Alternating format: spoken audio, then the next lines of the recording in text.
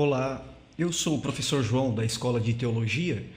Resolvi preparar esse pequeno vídeo só para demonstrar como é importante fazer uso correto dos escritos de Ellen G. White. A contextualização ela é fundamental para qualquer estudo sério da Bíblia e também do espírito de profecia. E uma regra simples, quando você vai contextualizar algo, é procurar os textos imediatamente antes e também imediatamente depois. Esse é o contexto imediato.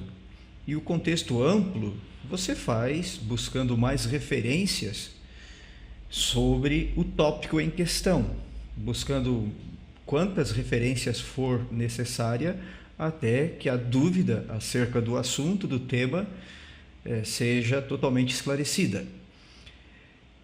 Eu vou fazer aqui um pequeno estudo exemplificando o uso do contexto imediato para demonstrar o quão perigoso é pegar textos isolados e aplicar para defender ideias. Isso, na teologia, chamamos de o texto prova, o argumento do texto prova. Esse argumento é utilizado muito para defender posicionamentos, ideias pessoais, e para reforçar a ideia, quem faz isso procura um texto, procurando através daquele texto provar a sua linha de pensamento. No nosso caso, a temática gira em torno do esforço humano. Existe uma tentativa feita por algumas pessoas que procuram demonstrar, basicamente utilizando textos de Ellen G. White, eles procuram demonstrar, essas pessoas, que o esforço humano é exigido no processo da santificação, que a santificação não é um processo totalmente divino, mas se requer também a contribuição, o esforço humano no processo da santificação. E nós vamos demonstrar que isso não é uma verdade, nem bíblica, nem tampouco pode ser baseada no espírito de profecia. Aqui nós temos um texto do dia 5 de abril, de um devocional, de uma meditação matinal de Ellen G. White. Essa meditação está aqui o nome, Minha Consagração Hoje. Eu estou na página 91. A graça de Deus me pertence, 5 de abril. Aqui eu tenho a capa dessa meditação, Minha Consagração Hoje. Ela é originalmente de 1952. Voltamos então aqui. Então veja, vamos pegar um texto isolado. Caso eu quisesse demonstrar que o esforço humano, precisa haver o esforço humano para vencer hábitos e assim haver contribuição no processo de santificação, se eu defendesse essa linha de pensamento, que volto a frisar é equivocada, mas se eu quisesse encontrar textos para defender essa linha de pensamento, eu poderia, por exemplo, citar esse aqui, nesse penúltimo parágrafo. Mediante o esforço pessoal, unido à oração de fé, a vida é preparada. Dia a dia, o caráter se desenvolve à semelhança de Cristo. Então veja que é um texto onde associa o esforço pessoal unido à oração de fé, a vida é preparada. Percebe-se aqui, então, um bom argumento para implementar a ideia do esforço humano, em associação, em união com a oração da fé. Então, pode-se argumentar que o esforço humano, ele tem papel neste processo de santificação, unido à oração da fé. É parte Deus, parte ser humano. E ambos os esforços, o de Deus e o do ser humano, irão contribuir na subida dos degraus da santificação.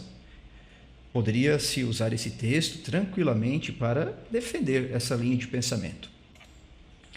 Se nós formos fazer a contextualização, o contexto imediato, é olhar todo o texto, toda a passagem, né? Toda a frase onde ela está inserida. Nós vamos verificar que essa linha de pensamento de parte Deus, parte ser humano, essa associação parte Deus, parte ser humano, irão contribuir para que o ser humano, o esforço humano, ajude a subir os degraus da santificação. Isso é um erro, nós pensarmos desta forma. E o texto, o próprio contexto imediato já nos torna isto muito claro. Vamos ler, por exemplo, a frase que vem imediatamente antes. Vamos ler todo o parágrafo. O amor de Deus no coração terá uma direta influência sobre a vida e apelará ao intelecto e às afeições para um exercício ativo salutar. O Filho de Deus não descansará satisfeito até que esteja revestido da justiça de Cristo e sustido pelo seu vivificante poder. Aqui caberia uma pergunta: como que o Filho de Deus se reveste da justiça de Cristo e de seu poder vivificante?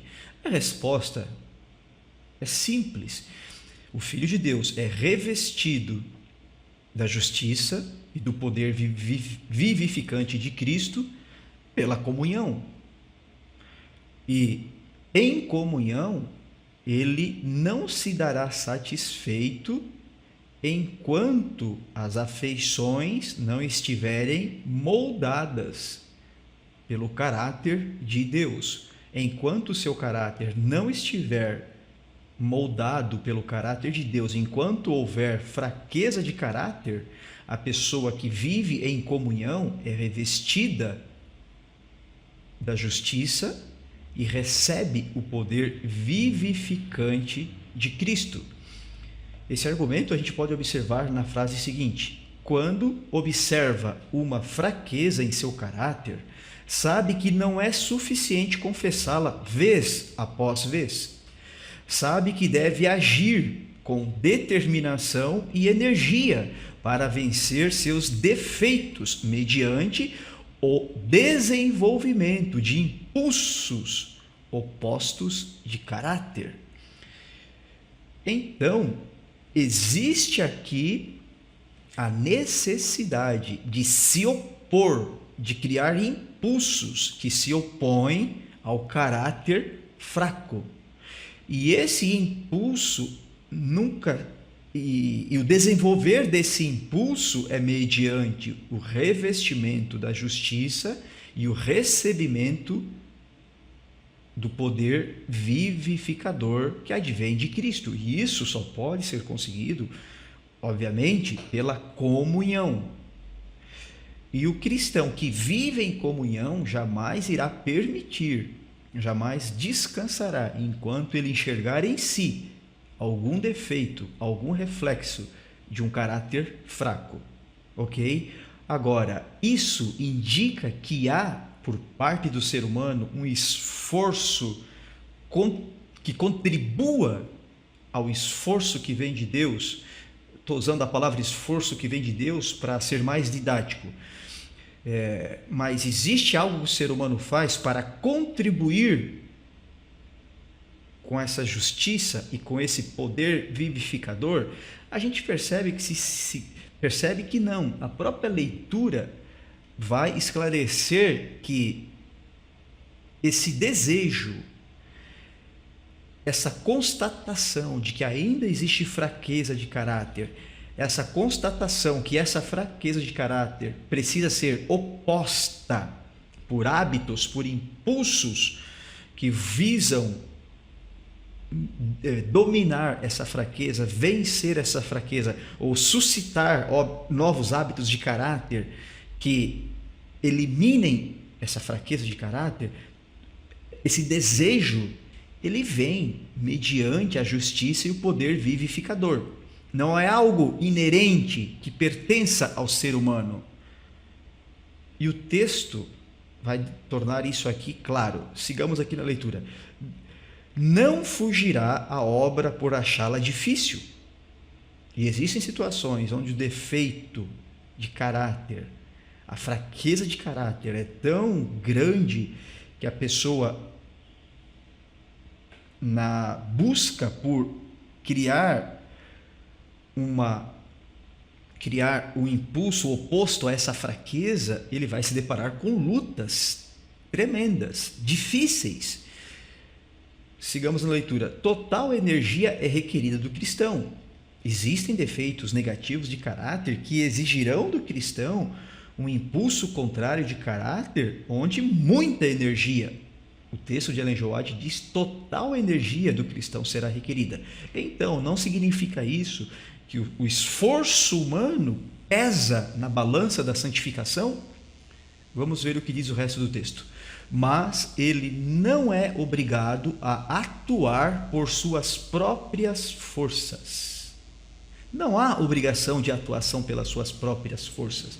Na verdade, o cristão que busca vencer esses reflexos, esses defeitos negativos de caráter, se ele busca vencer por suas próprias forças, ele pode até obter vitória aqui ou ali, mas ele virá. Se lhe falta comunhão nessa busca, nessa energia que é requerida dele, se lhe falta comunhão, mais cedo ou mais tarde ele vai cair. E daqui a pouco eu vou mostrar um outro texto de Ellen White, onde ela torna claro, fazendo a contextualização mais ampla, né? Nós estamos aqui analisando o contexto imediato, daqui a pouco vamos ver o contexto mais amplo. Se o cristão busca essa vitória mediante o seu independente por suas próprias forças, ele pode até obter vitórias, mas não é uma vitória pelo Espírito, no Espírito, através do poder vivificante, através da justiça que vem de Cristo. E isso só se consegue, essa justiça de Cristo, esse poder vivificante de Cristo, que nos advém por intermédio do ministério do Espírito Santo, e isso só é possível mediante uma vida de comunhão. Como diria João, uma vida, como diria Cristo no Evangelho de João, uma vida ligada plenamente à videira que é Cristo Jesus. Então, voltamos à leitura. Mas ele não é obrigado a atuar por suas próprias forças. O divino poder espera seu pedido. Todo aquele que sinceramente busca vitória sobre sua própria vontade, apropria-se da promessa. Todo aquele que sinceramente busca vitória sobre sua própria vontade, perceba que é uma vitória além, por cima, sobre sua própria vontade, apropria-se da promessa. Qual promessa? A minha graça te basta. Então veja que nesse contexto de um crente que se apropria da promessa, que se apropria do poder, que se apropria da justiça de Cristo, que pede o poder, e Deus está esperando a pessoa suscitar esse poder. Toda pessoa que mediante a comunhão busca, ele recebe esse poder e então ele se apropria da promessa. A graça de Deus basta.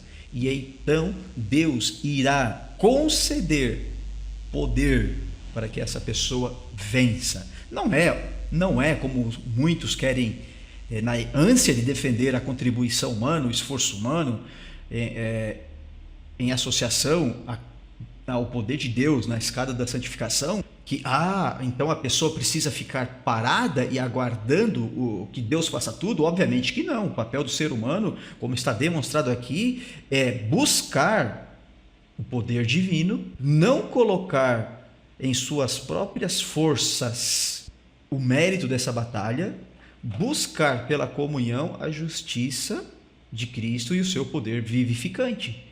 Se o crente faz isso, a vitória é certa. E de onde vem o poder? De onde vem essa vitória? É de Cristo. Aí, diante desse contexto, nós temos a frase seguinte: mediante o esforço pessoal, unido à oração de fé, a vida é preparada. Que esforço é esse? O contexto torna claro que é o esforço de buscar a justiça e o poder vivificante. Pela comunhão, ele pede O divino poder espera seu pedido. E ele não é deixado a atuar por suas próprias forças. Esse poder, esse esforço que a pessoa precisa fazer é a busca da justiça e do poder vivificante. Isso só pode ser conseguido, obviamente, por uma vida de comunhão. E se lermos então todo esse contexto imediato, vamos aqui ler o primeiro parágrafo. A ideia então que eu estou aqui procurando defender fica muito clara, muito clara.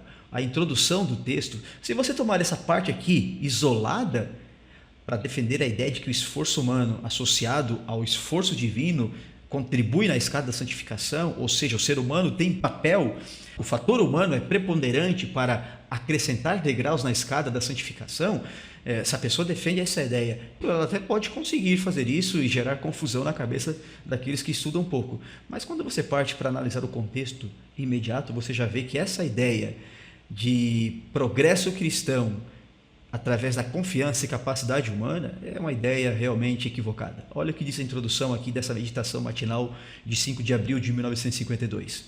Há os que buscam galgar a escada do progresso cristão, mas ao avançarem começam a pôr a confiança na capacidade humana e logo perdem de vista a Jesus, autor e consumador de sua fé. O resultado é fracasso e perda de tudo o que foi ganho.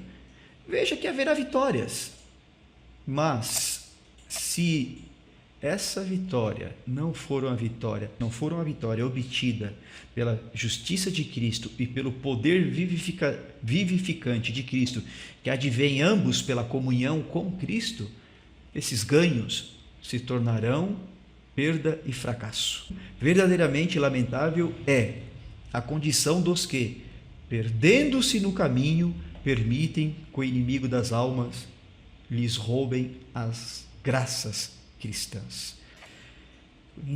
Esse texto aqui, para mim, final desse primeiro parágrafo, é realmente bastante forte. Porque as pessoas, quando deixam de olhar para o poder vivificante que vem do alto, elas estão em uma lamentável condição. Elas estão perdendo o caminho e elas estão permitindo que o inimigo das almas lhe roube a graça cristã. Qualquer pessoa que atribua ao esforço humano papel salvífico está permitindo que Satanás lhe roube a graça cristã. E eu queria ler, então, o último parágrafo. Se formos verdadeiros, às admoestações do Espírito Santo, iremos de graça em graça e de glória em glória até recebermos o toque final da imortalidade. Então, está muito claro nesse texto de que o papel humano no processo da santificação, na vitória de hábitos negativos, de hábitos que precisam ainda ser vencidos, esse esforço humano nada mais é do que buscar pela comunhão a justiça e o poder vivificante de Cristo. E ao fazer isso, ele então não precisa atuar por suas próprias forças. O divino poder espera o seu pedido para auxílio completo nessa vitória e na consolidação de hábitos opostos a hábitos negativos, hábitos que visam eliminar os impulsos de um caráter defeituoso. E eu vou procurar aqui então a próxima citação. Vamos sair agora do contexto imediato, vamos para o contexto amplo. Analisando agora o contexto mais amplo, vamos olhar uma citação aqui do livro O Desejado de Todas as Nações, na página 223, no terceiro parágrafo. Esse texto vai de encontro à última ideia que eu vinha trabalhando, a ideia de que pelos próprios esforços poderão ocorrer vitórias, mas essas vitórias, se não forem por uma união vital com Cristo, essas vitórias não serão duradouras e, afinal, o crente será vencido. Eu vou ler todo o parágrafo e, no final, quero destacar a última frase. Diz o parágrafo: quando a pessoa se rende inteiramente a Cristo, novo poder toma posse do coração. Opera-se uma mudança que o homem não pode absolutamente por si mesmo operar. É uma obra sobrenatural, introduzindo um sobrenatural elemento na natureza humana. A alma que se rende a Cristo torna-se sua fortaleza, mantida por ele num revoltoso mundo, e é seu desígnio que nenhuma autoridade seja aí conhecida senão a sua. Uma alma assim guardada pelos seres celestes é inexpugnável aos assaltos de Satanás. Mas, a menos que nos unamos ao domínio de Cristo, seremos governados pelo maligno. Temos, inevitavelmente, de estar sob o domínio de um ou de outro dos dois grandes poderes em conflito pela supremacia do mundo.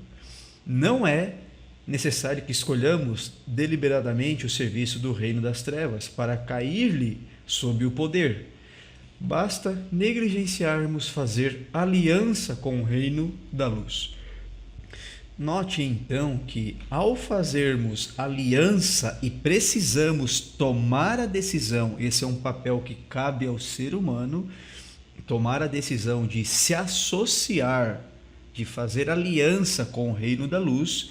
Se nós assim o fizermos, a introdução deste parágrafo torna claro que haverá um poder que tomará posse do coração e vai operar-se nessa pessoa uma mudança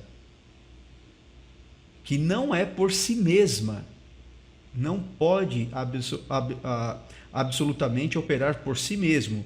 Essa mudança que vai operar, esse poder que toma posse do coração, é uma obra sobrenatural, introduzindo um sobrenatural elemento na natureza humana. Ao fazermos aliança com o reino da luz, ao nos entregarmos por completo, Cristo então toma posse do nosso coração e uma obra sobrenatural totalmente divina, essa obra chamada de santificação, ela começa a ocorrer na nossa vida. E é interessante que o texto torna claro que nós precisamos escolher estar do lado de Cristo, fazer aliança com o reino da luz. Porque se nós não fizermos aliança com o reino da luz, nós inevitavelmente estaremos sob o reino das trevas. Em cima do muro não existe para o crente a posição nesse grande conflito de ficar em cima do muro. Em cima do muro já pertence ao inimigo. Nós precisamos tomar a decisão de nos associar a Cristo, fazer aliança com o reino da luz. Se não fizermos essa aliança, não precisamos necessariamente fazer aliança com o reino das trevas. Basta não fazer aliança com Cristo que automaticamente já estaremos sob o serviço do reino das trevas. E sigamos na leitura. Se não cooperarmos com os instrumentos celestes, Satanás tomará posse do coração e torná-lo-á morada sua. A única defesa contra o mal é Cristo habitar no coração mediante a fé em sua justiça. De que forma nós cooperamos com os instrumentos celestes? Permitindo que Cristo tome posse do nosso coração e, ao Cristo habitar em nosso coração, mediante a fé, nós tomamos posse da sua justiça. A menos que nos unamos vitalmente a Deus, nunca poderemos resistir aos não santificados efeitos do amor próprio, da condescendência com nós mesmos e da tentação para pecar. E aqui vem a frase final que eu quero destacar. Podemos deixar muitos hábitos maus, podemos por tempos separar-nos de Satanás, mas sem uma ligação vital com Deus, pela entrega de nós mesmos a Ele, momento a momento, seremos vencidos. Sem conhecimento pessoal com Cristo e constante comunhão, ficamos submetidos ao inimigo e havemos, afinal, de fazer-lhe a vontade. Então, note que deixar hábitos maus, vencer defeitos de caráter, sem uma ligação vital com Cristo, não passa de obra humana. Como a introdução do parágrafo sugere, quando nós entregamos por completo o nosso coração a Deus, através da comunhão, através de uma ligação vital à videira verdadeira que é Cristo Jesus, vai operar-se em nós uma obra sobrenatural, uma obra divina. Aos que se unem vitalmente a Deus, um poder sobrenatural toma posse do coração e a justiça de Cristo passa a ser nossa justiça e haverá uma obra sobrenatural chamada de santificação na nossa vida. O fato de deixar hábitos maus, isso pode ocorrer na vida de qualquer ser humano. E qualquer pessoa pode, pelo esforço próprio, vencer hábitos. Mas, se ela não está associada, se ela não fez aliança com o reino da luz, esse vencer hábitos não passa de obra humana. Vencer hábitos sem uma conexão vital com Cristo, de nada adianta. Então, sugerir que o ser humano precisa desenvolver bons hábitos pelo esforço próprio, alheio a uma obra de entrega plena e completa, diária pela comunhão, qualquer obra alheia a essa entrega para que opere-se em si um poder sobrenatural, na verdade essa obra é realizada por Deus, essa obra é chamada santificação. E ela só é santificação quando há uma entrega permitindo que um poder sobrenatural opere no crente. E só é santificação quando há conexão vital com Deus. Se a pessoa vence hábitos pelo seu próprio esforço, pela sua luta, e não há uma ligação vital, isso não é santificação. Não é santificação. A pessoa pode até imaginar que está contribuindo para subir degraus na escada da santificação, quando ela está fazendo justamente o contrário. Ela está descendo degraus da escada da santificação, porque ela está diminuindo a obra de Cristo, tudo que ele fez, e colocando nessa balança pesos humanos, obras meritórias humanas. Porque, como o texto sugere, para que você pertença a Satanás, você sequer necessita escolher pertencer a Satanás. Basta deixar de fazer aliança com Deus que você já pertence a Satanás. E qualquer obra feita nesse terreno não pode ser chamada de obra de santificação. A obra da santificação é uma obra sobrenatural. É uma obra onde Deus toma posse do coração do crente e ele efetua no crente o querer e o realizar. Ok?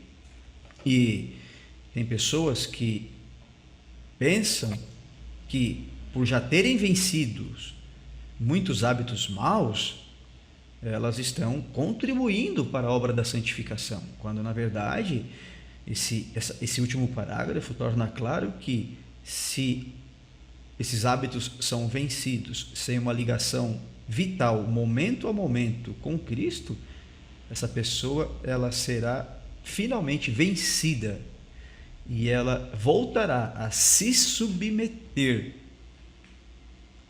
às vontades, ela voltará a se submeter ao controle de Satanás. Podemos deixar muitos hábitos maus, podemos por por tempos, separar-nos de Satanás, mas sem uma ligação vital com Deus, pela entrega de nós mesmos a Ele momento a momento, seremos vencidos. Sem conhecimento pessoal com Cristo e constante comunhão, ficamos submetidos ao inimigo e havemos, afinal, de fazer-lhes a vontade. Ok? Então, quando nós analisamos o contexto mais amplo, nós constatamos que a santificação é uma obra totalmente divina e o esforço humano de nada adianta. Como a própria Bíblia sugere, o nosso esforço não passa de trapo de imundícia. Quem faz a obra no ser humano é um poder sobrenatural, introduzido na natureza humana.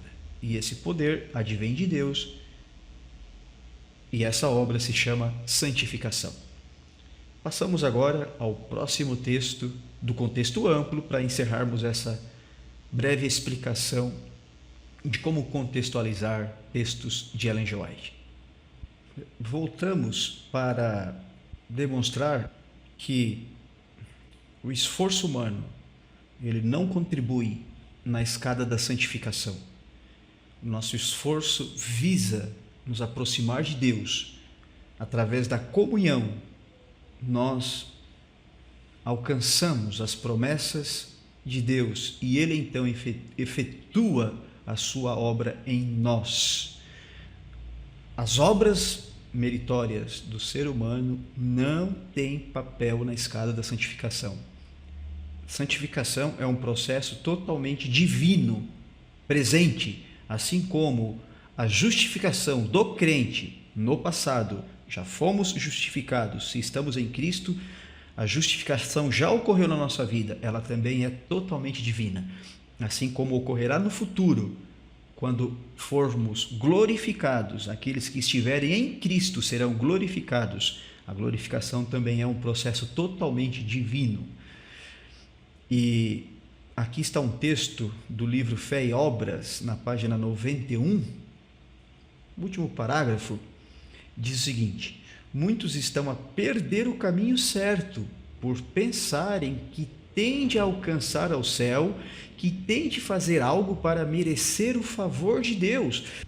Essa frase inicial, ela é uma frase que vem de encontro a essa derradeira frase que está aqui nesse primeiro parágrafo da meditação matinal, Minha Consagração Hoje. Verdadeiramente lamentável é a condição dos que, perdendo-se no caminho, permitem que o inimigo das almas lhes roube as graças cristãs.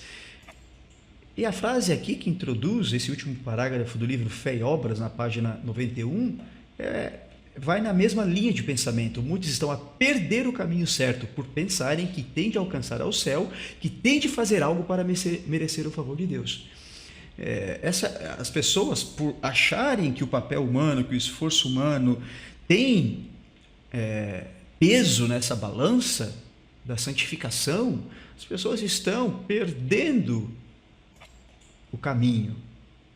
Elas estão se perdendo no caminho e permitindo que Satanás lhe roube a graça. Isso é muito grave. Veja, muitos estão a perder o caminho. São frases, que se complementam. Procuram tornar-se melhores por seus próprios esforços, desajudados. Isso jamais conseguirão realizar. Cristo abriu caminho morrendo como nosso sacrifício, vivendo como nosso exemplo, tornando-se nosso grande sumo sacerdote. Diz ele: eu sou o caminho e a verdade e a vida. Se por qualquer esforço nosso pudéssemos subir um único degrau na escada, as palavras de Cristo não seriam verdadeiras. Mas quando aceitamos a Cristo, as boas obras aparecerão. Quando aceitamos a Cristo, as boas obras aparecerão como frutífera prova de que nos achamos no caminho da vida, que é Cristo. Que Cristo é nosso caminho e que estamos palmilhando a vereda certa que conduz ao céu. Então note que Quando nós aceitamos a Cristo, as boas obras vão aparecer. Elas vão aparecer. Ok? Isso precisa ficar muito claro. Quando você aceita Cristo, isso não significa ficar parado esperando as coisas caírem do céu. Aceitar a Cristo é uma atitude de comunhão plena e diária. Não significa aceitei a Cristo, pronto, vou esperar cair do céu, como muitos defendem a ideia. É só aceitar a Cristo e pronto. Aceitar a Cristo é um processo de comunhão, de busca da justiça e do poder vivificador. E isso só vem pela comunhão. Ok? E quando há essa aceitação, as boas obras, as obras de Gálatas 5:22, os frutos do Espírito Santo, os frutos dos ramos que se ligam vitalmente à videira, esses frutos irão aparecer. Irão aparecer. É uma prova de que nós nos achamos no caminho da vida, que é Cristo, que Cristo é nosso caminho e que estamos palmilhando a vereda certa que conduz ao céu. Então, para que fique muito claro, se por qualquer esforço pudéssemos subir o único degrau na escada, as palavras de Cristo não seriam verdadeiras. Que palavras? Que Ele é o caminho, a verdade e a vida. Tudo, absolutamente tudo, advém do nosso Senhor. O ser humano não contribui com uma grama nesse processo, na balança da santificação. O que compete ao ser humano? Compete buscar, pela comunhão, se revestir da justiça de Cristo e do seu poder vivificador. Isso é o que nos compete, buscar, através da aceitação, essa justiça e esse poder vivificador. E isso nos advém pela comunhão. O maior de todos os problemas do crente é a falta de comunhão, a falta de caminhar pelas duas grandes avenidas que Deus nos deixou para nos ligarmos vitalmente à videira. A falta, o maior problema de todo cristão é andar pela avenida da oração e pela avenida do estudo da palavra de Deus.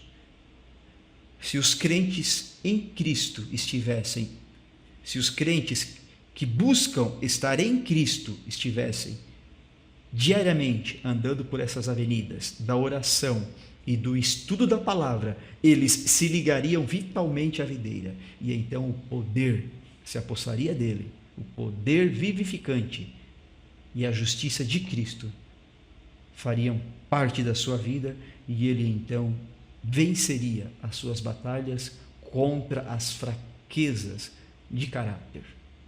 Ok? Voltamos em breve com mais uma videoaula para ajudá-los a entender melhor a Bíblia e o espírito de profecia.